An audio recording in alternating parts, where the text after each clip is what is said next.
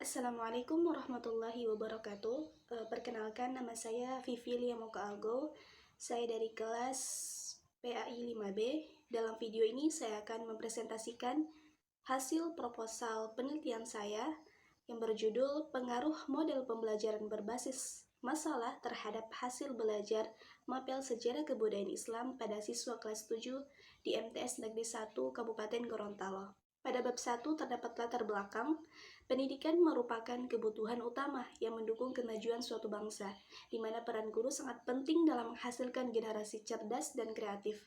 Di Indonesia, perubahan signifikan dalam sistem pendidikan berdampak pada metode pembelajaran yang digunakan, termasuk dalam mata pelajaran sejarah kebudayaan Islam. Banyak guru masih menggunakan metode yang monoton, yang mengakibatkan rendahnya motivasi dan hasil belajar peserta didik. Oleh karena itu, dibutuhkan model pembelajaran yang lebih menarik dan efektif, seperti pembelajaran berbasis masalah atau problem-based learning, yang dapat meningkatkan keterampilan berpikir kritis dan pemecahan masalah siswa, serta meningkatkan hasil belajar mereka. Penelitian ini bertujuan untuk menganalisis pengaruh model pembelajaran berbasis masalah terhadap hasil belajar sejarah kebudayaan Islam pada siswa kelas 7 di MTS Negeri 1 Kabupaten Gorontalo. Kemudian terdapat 3 rumusan masalah. Yang pertama, bagaimana pengaruh penerapan model pembelajaran berbasis masalah terhadap hasil belajar peserta didik pada mata pelajaran SKI di kelas 7 MTS Negeri 1 Kabupaten Gorontalo. Kemudian yang kedua, apakah penerapan model pembelajaran berbasis masalah dapat meningkatkan aktivitas belajar peserta didik pada mata pelajaran sejarah kebudayaan Islam? Yang ketiga, sejauh mana efektivitas model pembelajaran berbasis masalah dalam menciptakan suasana pembelajaran yang lebih menarik dan kondusif bagi peserta didik pada mata pelajaran sejarah kebudayaan Islam. Kemudian, tujuan penelitian. Di sini ada 3 tujuan penelitian. Yang pertama, untuk menganalisis pengaruh penerapan model pembelajaran berbasis masalah terhadap hasil belajar peserta didik pada mata pelajaran sejarah kebudayaan Islam di kelas 7 MTS Negeri 1 Kabupaten Gorontalo. Kemudian yang kedua, untuk mengukur peningkatan aktivitas belajar peserta didik setelah diterapkannya model pembelajaran berbasis masalah pada mata pelajaran sejarah kebudayaan Islam. Kemudian tujuan yang ketiga, untuk mengevaluasi efektivitas model pembelajaran berbasis masalah dalam menciptakan suasana pembelajaran yang lebih menarik dan kondusif bagi peserta didik. Adapun manfaat penelitian, di sini ada 2 manfaat. Yang pertama manfaat teoritis dan juga yang kedua manfaat praktis. Yang pertama adalah manfaat teoritis. Yang pertama, untuk menambah literatur tentang penerapan model pembelajaran berbasis masalah dalam mata pelajaran sejarah kebudayaan Islam. Kemudian, memberikan bukti empiris tentang pengaruh model pembelajaran berbasis masalah terhadap hasil belajar siswa melalui metode penelitian kuantitatif. Kemudian manfaat penelitian yang kedua yakni manfaat praktis. Di sini ada manfaat bagi guru. Yang pertama, memberikan panduan praktis bagi guru sejarah kebudayaan Islam dalam mengimplementasikan model pembelajaran berbasis masalah untuk meningkatkan hasil belajar siswa. Kemudian manfaat bagi siswa untuk meningkatkan motivasi dan aktivitas belajar siswa melalui penerapan PBL, sehingga suasana belajar menjadi lebih menarik dan hasil belajar lebih optimal. Kemudian manfaat bagi sekolah untuk menyediakan model pembelajaran inovatif yang dapat ditetapkan untuk menciptakan lingkungan belajar yang interaktif dan kondusif, mendukung visi sekolah dalam meningkatkan kualitas pembelajaran. Kemudian manfaat bagi peneliti lain untuk menjadi acuan dalam penelitian dalam bidang pembelajaran berbasis masalah, khususnya di mata pelajaran agama atau bidang studi lainnya. Kemudian pada bab 2 di sini terdapat kajian teori, di mana ada 4 pembahasan. Yang pertama adalah model pembelajaran.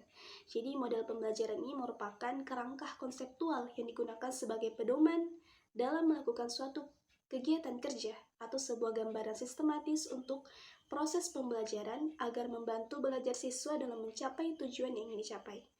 Kemudian problem-based learning, di mana model pembelajaran berbasis masalah atau Disingkat, PBL ini merupakan sebuah model pembelajaran yang berpusat pada peserta didik dengan cara menghadapkan para peserta didik dengan berbagai masalahnya yang dihadapi dalam kehidupan nyata, dan peserta didik mencoba untuk memecahkan masalah tersebut.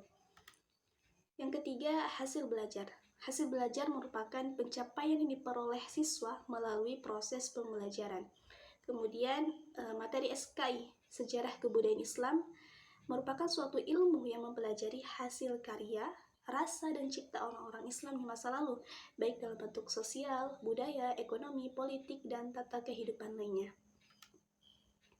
Kemudian pada bab 2 ini terdapat penelitian yang relevan dengan judul saya. Yang pertama dari Siti Rahmawati yang berjudul Pengaruh Model Pembelajaran Berbasis Masalah Terhadap Hasil Belajar Siswa pada Mata Pelajaran Fikih di MTS Negeri 2 Bandar Lampung. Kemudian yang kedua ada Nurul Hidayati yang berjudul Efektivitas Model Problem Based Learning dalam Meningkatkan Pemahaman Sejarah Kebudayaan Islam pada Siswa Madrasah. Kemudian kerangka konseptual penelitian. Nah, di sini ada kerangka dari penelitian saya. Yang pertama, penerapan model pembelajaran berbasis masalah atau PBL. Kemudian aktivitas belajar siswa, kemudian berpikir kritis dalam pemecahan masalah, kemudian pemahaman materi, dan yang terakhir hasil belajar yang lebih baik. Kemudian hipotesis penelitian, yakni terdapat pengaruh positif dan signifikan antara penerapan model pembelajaran berbasis masalah terhadap hasil belajar siswa pada mata pelajaran Sejarah Kebudayaan Islam. Kemudian pada bab 3 terdapat metode penelitian. Yang pertama, jenis dan pendekatan. Jenis penelitian yang saya ambil adalah menggunakan penelitian kuantitatif dengan menggunakan pendekatan eksperimen. Kemudian tempat dan waktu dilaksanakan di Madrasah Sanawiyah Negeri 1 Kabupaten Gorontalo. Waktu pelaksanaan penelitian berlangsung pada bulan Desember. Adapun populasi dan sampel. Populasi dalam penelitian ini yaitu seluruh peserta didik kelas 7 MTS Negeri 1 Kabupaten Gorontalo yang berjumlah 300 peserta didik. Kemudian pada penelitian ini menggunakan teknik sample purposive sampling, yaitu teknik penentuan sampel dengan pertimbangan tertentu. Adapun sampelnya adalah peserta didik kelas 7 2 MTS Negeri 1 Kabupaten Gorontalo yang berjumlah 30 peserta didik. Kemudian variabel penelitian. Nah, di sini ada dua variabel. Yang pertama variabel bebas atau X dalam penelitian ini yakni model pembelajaran berbasis masalah atau problem based learning. Kemudian variabel terikat atau Y dalam penelitian ini yakni pembelajaran sejarah kebudayaan Islam pada peserta didik. Kemudian teknik dan instrumen pengumpulan data. Di sini terdapat dua teknik. Yang pertama menggunakan tes, kemudian dokumentasi, kemudian validitas dan reliabilitas instrumen.